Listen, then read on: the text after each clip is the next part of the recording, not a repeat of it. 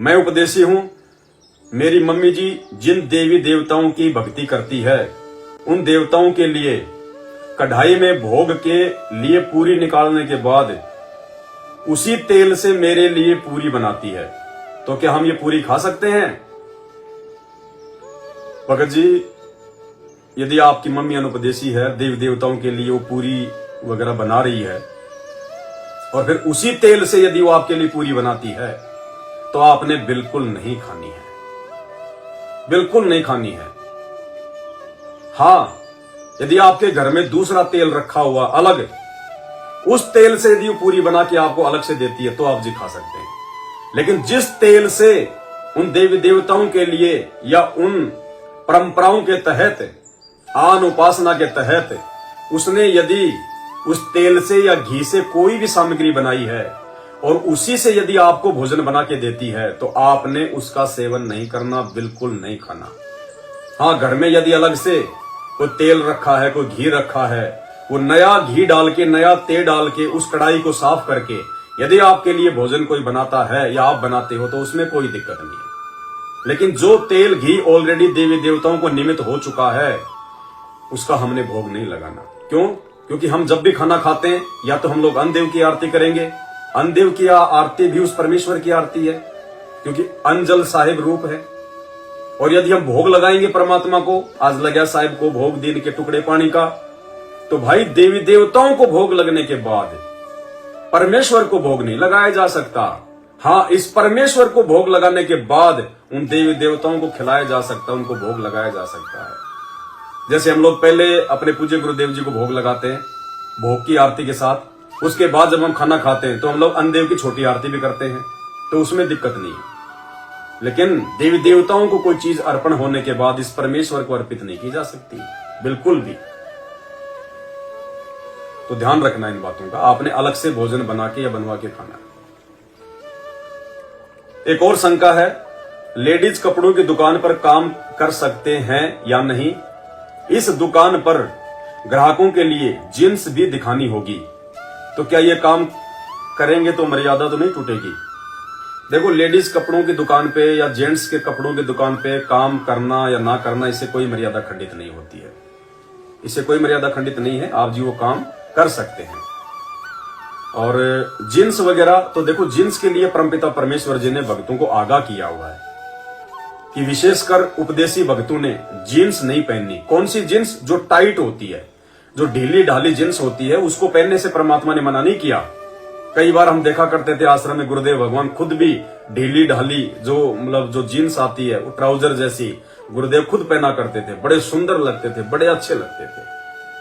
उस जींस नाम के कपड़े से परमात्मा को कोई दिक्कत नहीं है। परमात्मा ने मना इसलिए किया है कि हम लोग सत्संगी हैं, और यदि हमें टाइट कपड़े पहनेंगे, अंग प्रदर्शन जो है वो करेंगे, तो एक तो समाज में हम लोग जो है वो अच्छे नहीं लगेंगे। दूसरा, यदि हम जींस पहन के सत्संग सुनेंगे, परमात्मा की सेवा करेंगे, तो हम ज्यादा देर तक नहीं बैठ पाएंगे, क्योंकि टाइट जींस के कारण हमारे हाथों की या पैरों की जो नसें हैं वो ब्लॉक हो जाती हैं। बार बार हम लोग जो है वो पैर को सीधा करेंगे, कभी उधर करेंगे, कभी हम उधर करेंगे, ना बैठ के ढंग से हम लोग भंडारा कर पाएंगे, ना सेवा कर पाएंगे।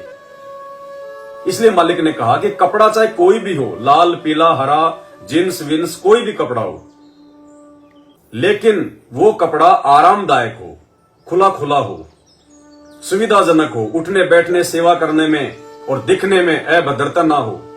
असावधानी किसी भी प्रकार की हमने नहीं बरतनी है। और आपको यदि जींस किसी को दिखानी पड़ जाती है तो दास के विचार से भगत जी ऐसे कोई मर्यादा टूटने वाली बात इसमें नहीं है, क्योंकि ये जो जींस वाला जो नियम है ये परमेश्वर के मुख्य नियमों से बाहर है। यानी मुख्य नियम तो परमात्मा के जो 21 नियम है वो हैं, जो ज्ञान गंगा पुस्तक में शुरुआत में लिखे हुए होते हैं, जो नाम दीक्षा के समय हमें दिए जाते हैं। तो हमने खुद ने जींस नहीं पहननी है। और यदि आपकी ऐसी कोई मजबूरी है, आप किसी दुकान पे काम करते हैं, जींस आपको दिखानी पड़ती है, तो उसमें दास के हिसाब से इसमें कोई दिक्कत वाली बात नहीं है। लेकिन कोशिश करो, उनको बोल दो कि भाई साहब ये जींस वांस से थोड़ा मेरे को दूर रखो, ये आपका कोई दूसरा मजदूर दिखा देगा। और फिर भी आपको लगता है कि कहीं ना कहीं मेरी मर्यादा खंडित है। देखो वैसे तो गुरुदेव भगवान ने बोल दिया, तो फिर टाइट जींस खुद पहनना या दूसरों को पहनने के लिए प्रेरित करना, वो भी एक प्रकार से दिक्कत ही है, क्योंकि हम दूसरों को दिखाएंगे तो वो भी दिक्कत ही है। तो कोशिश करो वहां से या तो हट जाओ, कोई दूसरे कोई कपड़ों की दुकान हो वहां पे देख लो, या उस मालिक को जो कपड़े का मालिक है दुकान का, उससे थोड़ी आप जी जो है रिक्वेस्ट करो, प्रार्थना करो कि साहब ऐसी ऐसी मेरी कुछ मर्यादाएं हैं और ये जींस वगैरह वाला काम मैं नहीं कर पाऊंगा। हो सकता है परमात्मा उसको प्रेरणा कर दे, वो आपको ना कहे जींस वगैरह के लिए, वो खुद दिखा दे। बाकी अगर दास की नौकरी होती इस प्रकार की तो दास तो बिल्कुल भी ऐसा नहीं करता भगत जी। दास तो बिल्कुल भी वो जींस वगैरह नहीं दिखाता, काम ही नहीं करता, क्योंकि गलत काम करना और उसमें सहयोग करना दोनों ही भगत जी मर्यादा टूटने जैसा है। दूसरी बात, एक सावधानी मैं आपको अपनी तरफ से भी बता देता हूं परमात्मा के ज्ञान आधार से। आप कपड़े की दुकान पे काम करते हैं, शोरूम पे काम करते हैं, या कोई भी भाई बहन, देखो हमने सोने की दुकान पे तो काम करना ही नहीं है, क्योंकि ज्वेलरी का काम तो हमने करना ही नहीं है बिल्कुल भी, क्योंकि सोना जब हमने खुद नहीं पहनना, घर में नहीं रखना, तो ज्वेलरी की दुकान पे तो काम हमने करना ही नहीं है। और यदि किसी भगत भाई बहन की जो सतलोक आश्रम मैनेजमेंट हरियाणा से जुड़े हुए हैं, यदि उनकी कोई ज्वेलरी की छोटी मोटी दुकान है या कोई सोने चांदी का काम है, भाई बंद कर दो, बंद कर दो, अन्यथा ऐसा झटका लगेगा, ऐसा झटका लगेगा 20 साल भी उठ नहीं पाओगे ऊपर। समय रहते संभल जाओ, परमात्मा के सत्संगों पे ध्यान दो।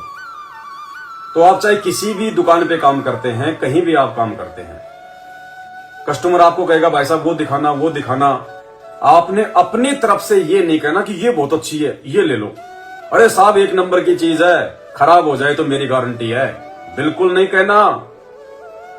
अगर वो खराब होने वाली चीज होगी तो काल उसको खराब नहीं होने देगा, और खराब ना होने के पीछे का रीजन वो आपकी भक्ति खींच लेगा, क्योंकि आपने जिम्मेदारी दी है, आपने गारंटी दी है, जिसकी खुद की गारंटी नहीं। आपकी खुद की गारंटी है क्या इस अगली श्वास आएगी या फिर नहीं आएगी, कौन सी कंपनी का कौन सा पार्ट वो कब खराब हो जाएगा, वो किस वजह से वो खराब हो जाएगा, तो हमने गारंटी नहीं देनी। आप मजदूर हो, मजदूर की तरह काम करो। वो आपको बोलता भाई साहब वो दिखाना ये दिखाना, या वो ये कहे कि भाई साहब मुझे कोई अच्छी सी कोई चीज दिखाना, मुझे अच्छा सा कोई जो है वो कपड़ा दिखाना, तो उस दुकान का जो अच्छा कपड़ा है वो आप उसको दिखा दो। अगर वो आपसे पूछे कि भाई साहब ये कपड़ा कैसा रहेगा, तो ये ना कहना कि भाई साहब एक नंबर का कपड़ा है, अरे भाई साहब हमारी दुकान में तो ये कपड़ा जो है बचता ही नहीं, ये तो लास्ट पीस है, आज के लिए ही है।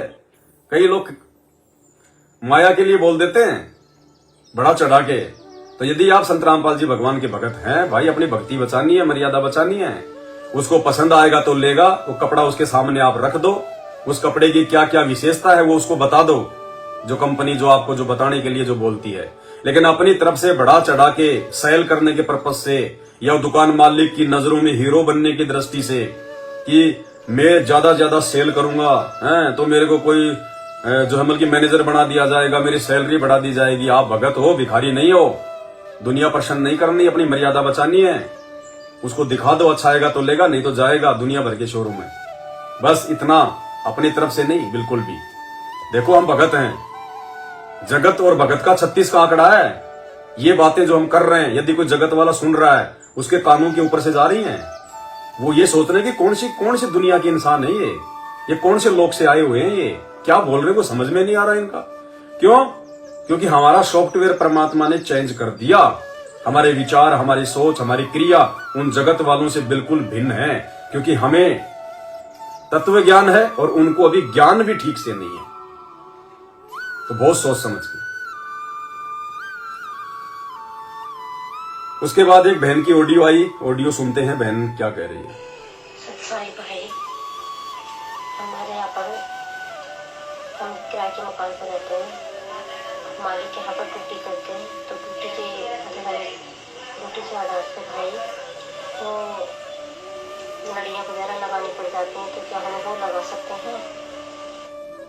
बहन कह रही है कि मैं किराए के मकान पे रहती हूँ और जॉब करती हूँ। अब जॉब वो वही करती है, कहीं और करती है, लेकिन उनकी शंका ये है कि दीपावली के दिन जो फैक्ट्री या कंपनी का जो मालिक है या जो मकान का जो मालिक है वो कहता है कि आप ये लड़ियां वगैरह लगाओ, डेकोरेशन करो, तो भाई ना ही तो आपने वो मकान मालिक के बोलने से मकान का डेकोरेशन करना है, वो चाइनीज लाइट, वो दीपक वगैरह जलाने हैं, और ना ही आपने अपनी फैक्ट्री मालिक के कहने से फैक्ट्री में डेकोरेशन करना है, ना ही वो चाइनीज वो लड़ियां लगानी है, ना ही वो लाइटिंग लगानी है, ना ही किसी प्रकार का कोई दीपक जलाना है। भले वो मकान मालिक रखे ना रखे, कंपनी वाला रखे ना रखे, रखेगा हमारा परमात्मा यदि हम उसके वचन में रहेंगे तो। बिल्कुल नहीं, प्यार प्रेम से बोल दो भाई साहब मैं उपदेशी हूं और ये मेरे पंथ के कुछ नियम हैं, हम खुद ही नहीं मनाते तो आपके लिए हम कहां से जो है मतलब की होल सजा देंगे।